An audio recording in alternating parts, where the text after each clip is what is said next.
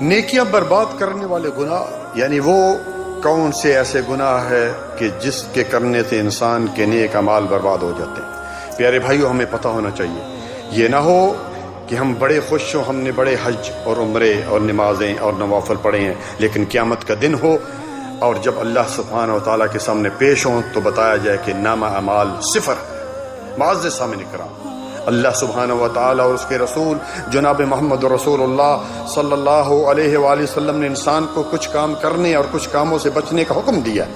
بسا اوقات انسان اس امید پر گناہ کر بیٹھتا ہے کہ جی اس کے پاس کون سا فوراً مواخذہ ہوگا، کون سی پکڑ ہوگی، وہ اس بنا پر گناہ کو معمولی سمجھتا ہے، اور کبھی یہ خیال آتا ہے کہ جی میرے پاس تو نیکیوں کا ڈھیر ہے، جس کے سامنے اس گناہ کی کوئی حیثیت نہیں ہوتی۔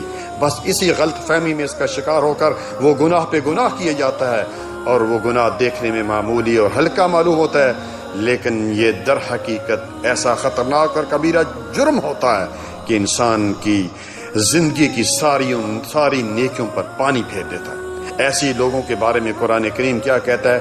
عاملۃ ناصبہ تسلا نارا حامیہ، سورۃ غاشیہ 33واں پارہ، یعنی ایسے لوگ جو عمل کر کر کے تھکے ہوں گے مگر گناہوں کی وجہ سے آگ میں ڈالے جائیں گے۔ اور سورۃ فرقان کی آیت نمبر 23 میں فرمایا وَقَدِمْنَا إِلَى مَا عَمِلُوا مِنْ عَمَلٍ فَجَعَلْنَاهُ حَبَاءً مَنْثُورًا، اور انہوں نے جو نیک اعمال کیے تھے ان کو ریت کی ذروں کے طرح ہم اڑا دیں گے۔ آئیے پیارے بھائیو، تقریباً 16 ایسے گناہ ہیں جن کے بارے میں بات کروں گا۔ سب سے عظیم گناہ سیر فہرست جس سے انسان کی تمام نیکیاں برباد ہو جاتی ہیں وہ شرک ہے۔ سورۃ انعام 7واں پارہ آیت نمبر 82 سے لے کر 88 تک اللہ تعالیٰ نے 18 جلیل القدر نبیوں کے نام لے کر آگے آیت نمبر 88 میں فرمایا وَلَوْ أَشْرَكُوا لَحَبِطَ عَنْهُمْ مَا كَانُوا يَعْمَلُونَ، کہ اگر یہ نبی بھی شرک کرتے تو ان کے اعمال سب ضائع ہو جاتے۔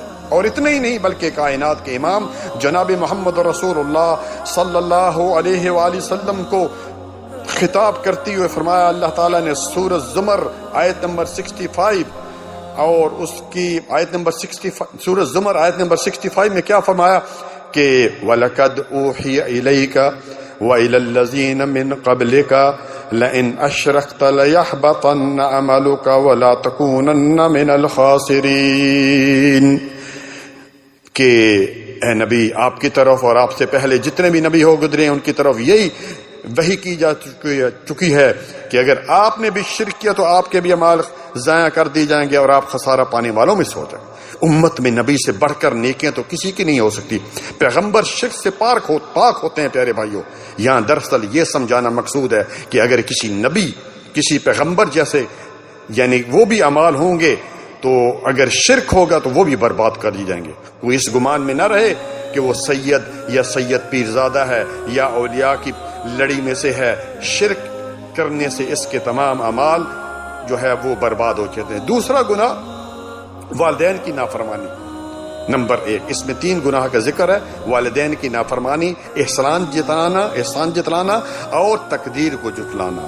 اللہ نبی صلی اللہ علیہ وسلم نے فرمایا ثلاثۃ لا يقبل اللہ عز وجل منہم صرفا ولا عدلا، صحیح الجامع کی روایت ہے 3065 کہ ان 3 آدمیوں کے جو والدین کی نافرمانی کرتا ہے، احسان جتلاتا ہے اور تقدیر کو جھٹلاتا ہے، اس کی نہ فرض عبادت قبول ہوتی ہے نہ نفل عبادت۔ اسی طرح تیسرا گناہ شوقیہ کتا پالنا، اور آج یہ رواج عام ہو گیا۔ بخاری کی روایت 2322 سیدنا ابو ہریرہ اس حدیث کے راوی ہیں، نبی صلی اللہ علیہ وسلم نے فرمایا جس نے شوقیہ کتا پالا فَإِنَّهُ يَنْقُصُ كُلَّ يَوْمٍ مِّنْ عَمَلِهِ قِرَاطٌ، اس کے ہر روز کے اعمال سے 1 قیراط ضائع ہو جاتا ہے۔ اللہ اکبر، قیراط 1 کلو بھی ہو سکتا ہے اور 1 پہاڑ جتنا، اس لیے بھائی شوقیہ کتا پالنا یہ منع ہے، نہیں تو اعمال ضائع ہو جائے۔ چوتھا گناہ شراب پینا، صحیح ابن حبان میں ہے، نبی صلی اللہ علیہ وسلم نے فرمایا جس نے شراب پی لم تقبل صلاة 40 صباحا فإن مات دخل النار، صحیح الجامع میں بھی ہے۔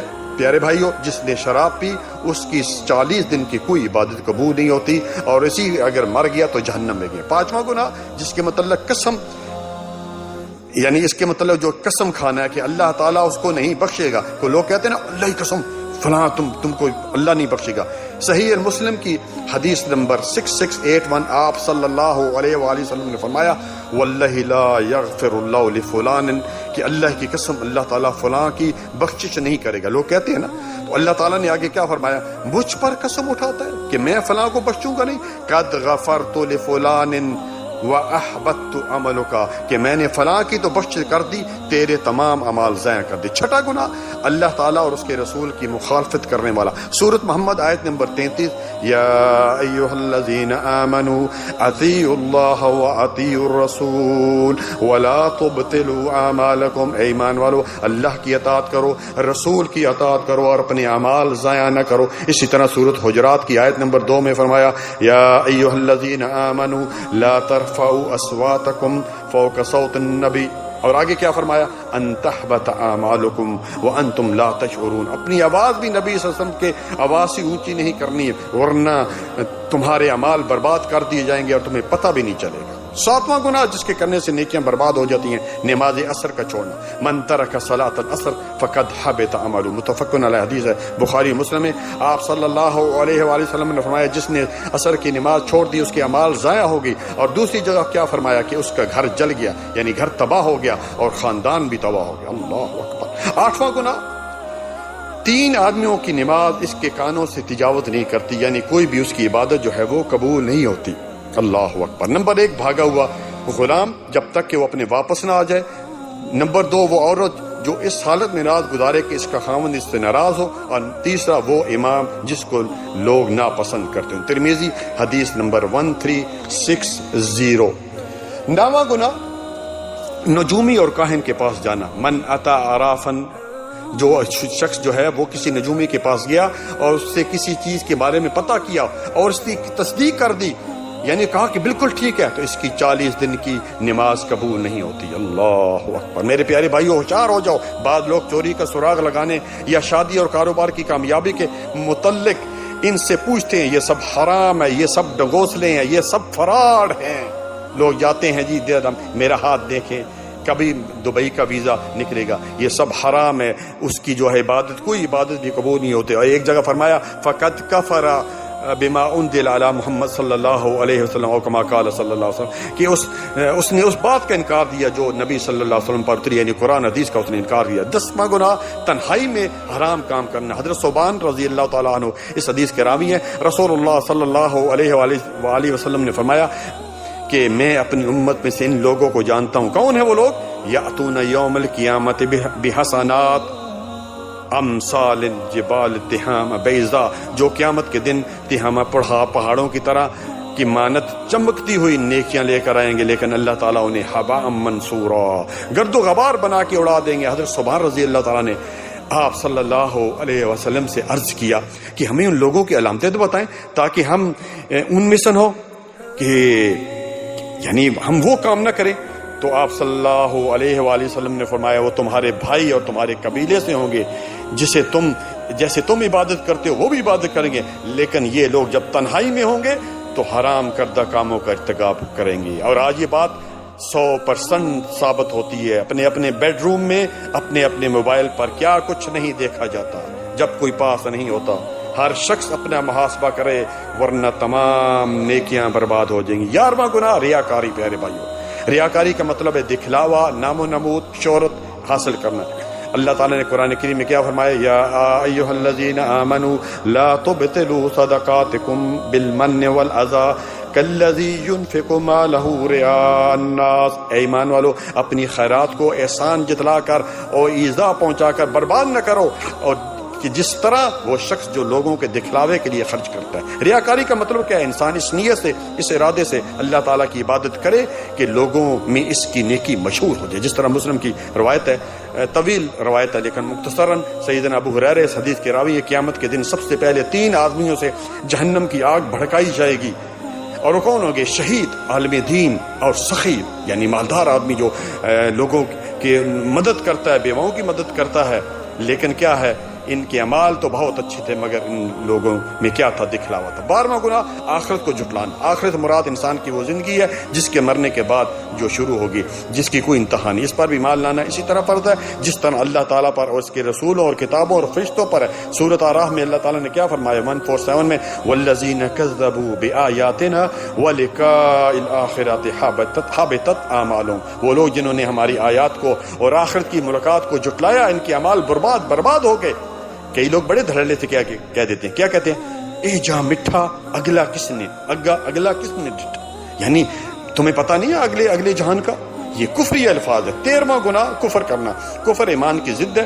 نبی صلی اللہ علیہ وآلہ وسلم نے فرمایا، یعنی رسول اللہ صلی اللہ علیہ وآلہ وسلم کی لائی ہوئی شریعت کا جان بوجھ کر انکار اور کفر کرنا یہ بہت بڑا گناہ ہے۔ اللہ تعالیٰ نے سورۃ مائدہ آیت نمبر 2 میں کیا فرمایا؟ وَمَن يَكْفُرْ بِالْإِيمَانِ فَقَدْ حَبِطَ عَمَلُهُ وَهُوَ فِي الْآخِرَةِ مِنَ الْخَاسِرِينَ، اور جس نے ایمان کے ساتھ کفر کیا پھر تحقیق اس کا عمل برباد ہو گیا اور آخرت میں نقصان اٹھانے والوں میں سے ہوگا۔ ٹھیک ہے میرے بھائی۔ 14واں گناہ منافق کے تمام اعمال برباد۔ اللہ تعالیٰ نے منافق کا ذکر کرتے ہوئے سورۃ احزاب کی آیت نمبر 19 میں فرمایا اولئک لم یؤمنوا فحبط اللہ اعمالہم، یہ ایمان ہی نہیں لائے، اللہ تعالیٰ نے ان کے اعمال ضائع کر دے۔ اس طرح ایک جگہ فرمایا ان المنافقین فی درک الاسفل من النار، سورۃ نساء 145 کہ منافقین جہنم کے سب نچلے درجے میں ہوں گے۔